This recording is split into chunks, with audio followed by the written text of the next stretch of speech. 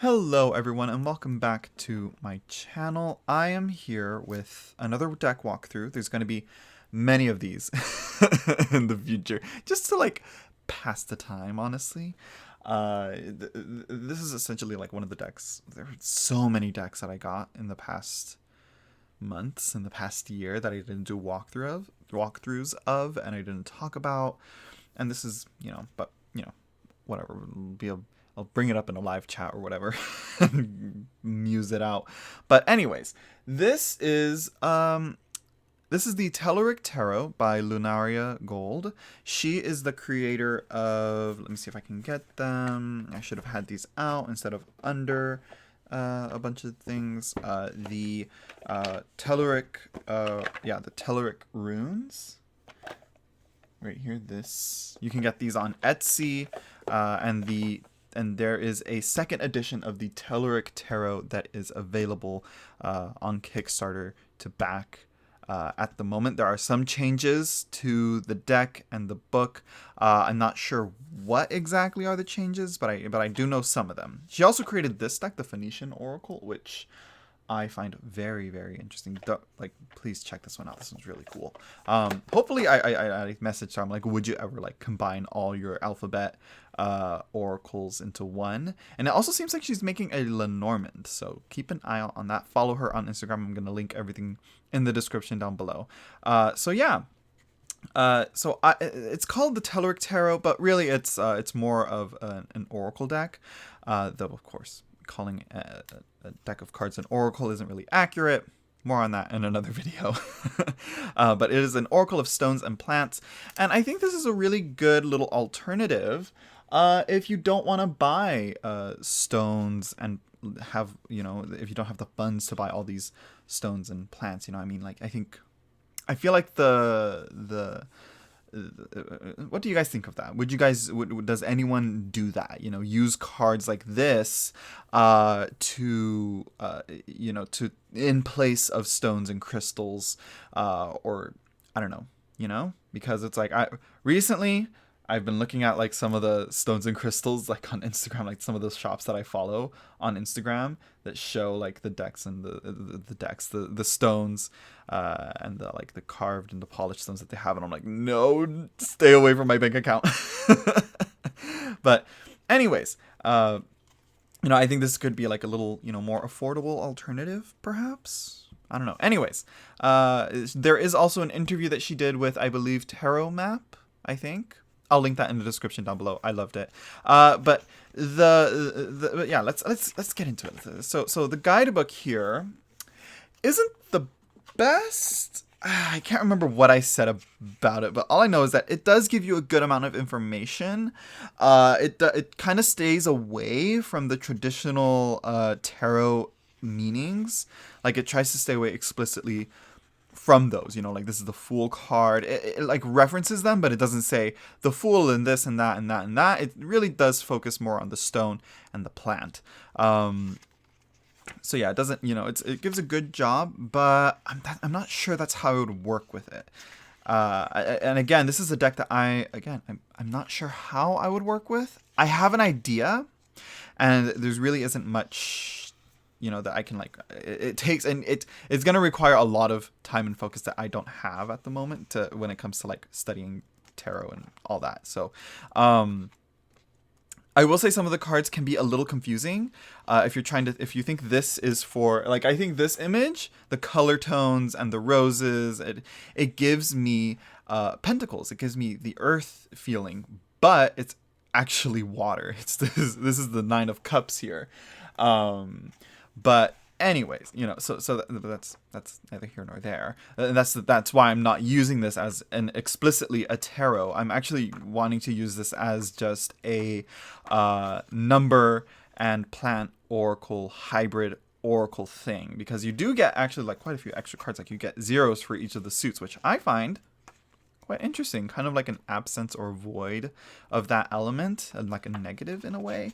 I will say the book does need like, maybe the new edition, the book will be updated and fixed, because this is the cover and this is this. I think just, she really cut it close with this one. I think there was an issue with the table of contents as well in this book. I can't remember what, though. I'd have to go through it, and I just don't have the time. I'm like, let me just do a flip through. So yeah, but either way, very, very beautiful depictions of these crystals. I don't know where to put this book here. It's very like, it brings in like a breath of fresh air to a lot of the crystal imagery here. But again, I do find that, the depictions of just a stone like this, yeah, it is aesthetically pleasing, but I kind of want something a little more to latch onto. So yeah, as you can see, I'm doing this numerically, like all the zeros together. So yeah, so I don't know what else to say. So here you can see that there are no indications as to what element there is here, and a part of me is like, I want to back the second edition to have the elemental descriptions there, so it can be a number, element, crystal, plant, oracle, maybe. I don't know. But I think just number and crystal, plant, oracle is good enough for me, because I like how it just keeps it. I like that because again, I think the elemental thing is gonna want my brain to lock onto the tarot meanings, and I kind of don't want to do that with this deck. So yeah, I what I love about this is how light it feels, even though crystals I feel like are a very heavy, very material focused thing. I think it's because they're floating, and I think it's because there's a lot of white open background. I feel like there's a lightness to this deck here. So yeah, one of the things that I was thinking of using this deck for, or not for, how to use this deck is to go through each of the chemical compounds that make up the crystals, and use another deck I'm going to try and do a walkthrough of, use the Materia Prima from Usi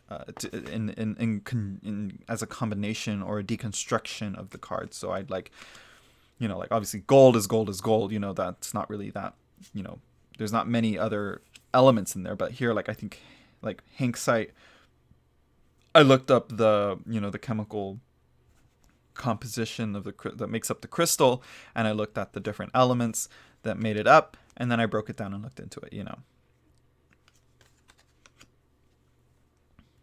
So yeah, not really much else to say other than look at how beautiful this is. I'm not sure what else she is doing though, but I mean, I'm not sure. I'm like, what else is there to talk about? I will say it does. I think it works as associations. Maybe I think that's one thing that I would say. There was a tarot tube NT that I did with Annika and Lucy and Y. A while back. It was just right when I just got this deck, and I pulled a few of the cards, and a lot of that, it's I think Hector Roberto, I can't remember his full name, but you can see it in the live stream. I think, or in the comment section, he brings out like he mentions certain things. I think I pulled sulfur for Annika. What did I get? I can't remember. I know Y got the fairy cross that you just saw a little bit back. I think Lucy got silver, if I'm not mistaken. I'm not sure. Yeah, speaking of which, silver. So again, whether you would use I don't know. It's so open, I guess, and I think I like it a little bit more to the plant tarot oracle deck that I think the Botanica, I think, right? No, not the Botanica.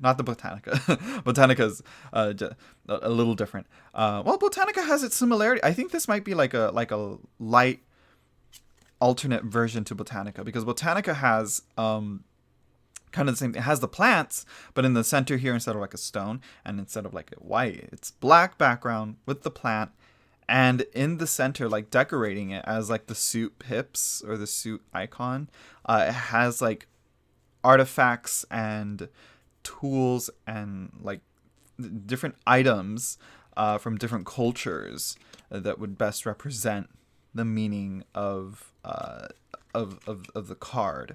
But sometimes, but I think the mages are just the plants. But that, I'm not talking about the Botanica right now. We're talking about this deck, but there's not really much else that I could really say about this deck other than, you know, how beautiful it is.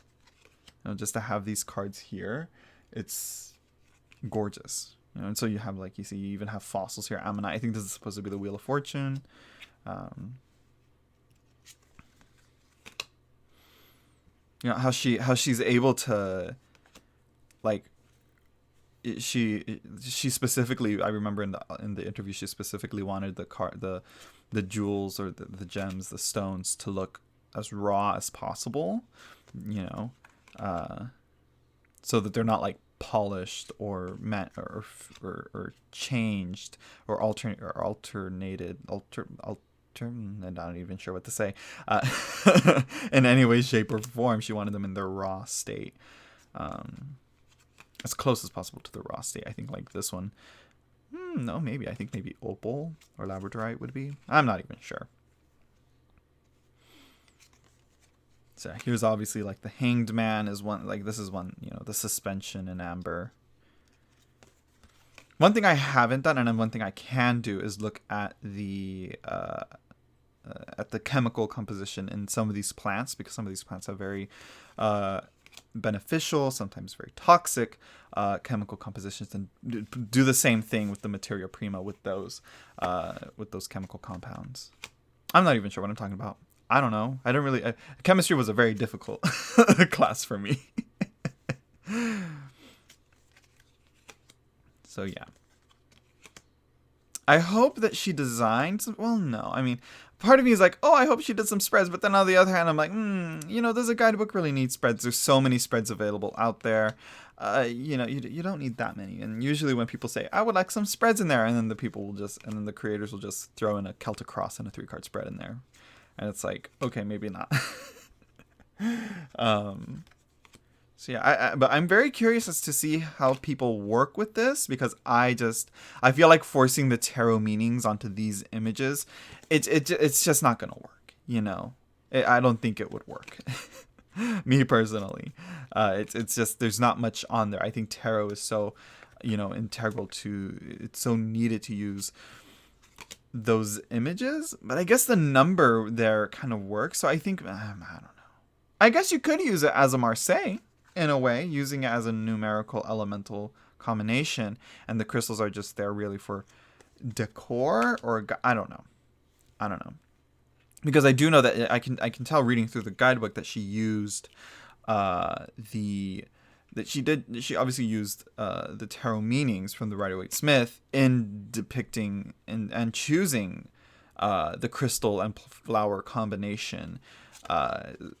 You know, if she were to choose a different, if she were to just go number element equals this, what crystal plant combination would work with that, you know?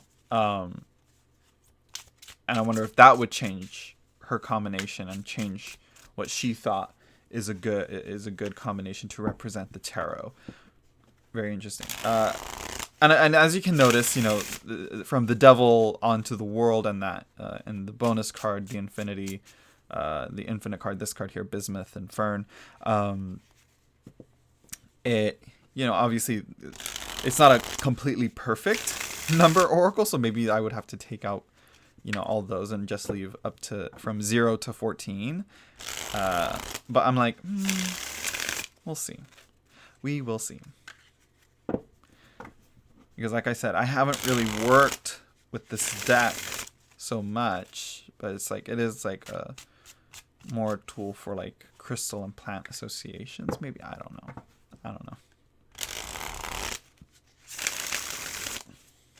Because again, it's so open, and you know, I think you can do much with it, but you know, and I think you can, I wouldn't really even say if you'd be able to read this intuitively. There's really nothing there to really trigger. I'm not sure. Like I said, it is beautiful though. I will say that it's It's a gorgeous representation of the crystals and plants. She really knows. She knows how to draw. Let's just say that. Zircon, Econite, and chalcedony? Or chalcedony? I don't know. With sandalwood, cypress, and dandelion. Huh. Interesting. What is that noise? Oh my god. So yeah, let's see at the bottom of the deck. Oh, and of course, I think this is supposed to be the Fool. Let me move these aside a little bit so you guys can get a better view. Yeah, Labradorite and Rubus Arcticus. I believe it's like a very old wild like raspberry, I believe.